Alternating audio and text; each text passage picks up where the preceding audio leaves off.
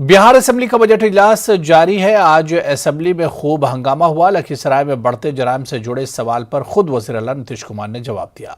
इस दौरान स्पीकर विजय कुमार सिन्हा ने इन्हें हकायक से आगाह किया, जिस पर वो बरहम हो गए और उन्होंने कवायद की खिलाफ वर्जी का इल्जाम लगाते हुए स्पीकर की सरजनिश की। दरहकीकत बीजेपी एमएलए ने लखीसराय में बढ़ते हुए जराइम के हवाले से शाये होने वाली एक रिपोर्ट की बुनियाद पर पूछा था कि क्या ये सच है कि लखीसराय जिले में साल 2022 के पहले 50 दिनों में मुजरिमों के जरिए 9 अफराद का कत्ल किया गया है।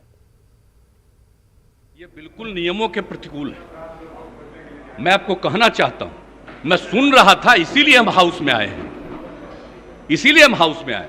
ये काम है सरकार का जवाब देना, और मैंने ऑथराइज किया है अपनी तरफ से इनको इस बात के लिए करना। हम बैठ करके सुन रहे हैं, ये तो बता रहे हैं कि पूरी इंक्वायरी हो रही है, और जब पूरी इंक्वायरी हो रही है तो हो गया, ये हाउस का चीज है।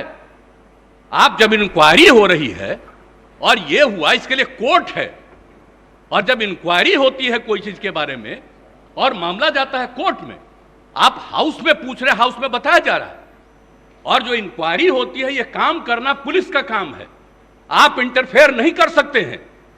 और जरा संविधान देख लीजिए, आप संविधान देख लीजिए, और देख लीजिए, एक बात जान लीजिए, मुझको तो आश्चर्य होता है, हम इतने दिनों से और फिर इस तरह की बात होती है। सारे लोगों को एक बात जानना चाहिए, संविधान क्या कहता है।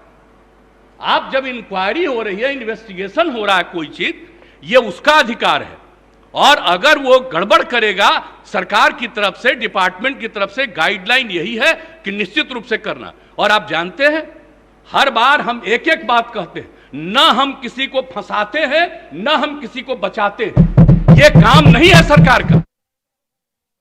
आइए सुनते हैं कि सीएम नीतीश कुमार के गुस्से के बाद स्पीकर विजय कुमार सिन्हा ने क्या कहा।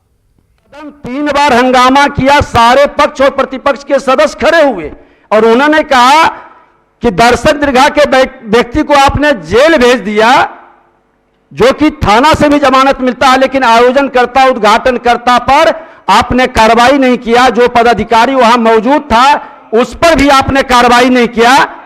पूरी मामला नहीं, ये नहीं, आसन को हतोत्साहित डिमोरलाइज करने की सिर्फ बात नहीं हो, पारदर्शिता के साथ व्यवस्था बने। और हमको तो आप सब लोग मिलकर बैठाए हैं, मैं तो आप ही की भावना को स्थापित कर रहा हूं कि कोई भी गलत करेंगे, कानून के साथ खिलवाड़ करेंगे, विधायिका को कमजोर करना चाहेंगे और प्रशासनिक अराजकता फैलाना चाहेंगे, जो मुख्यमंत्री कतई नहीं होने देंगे।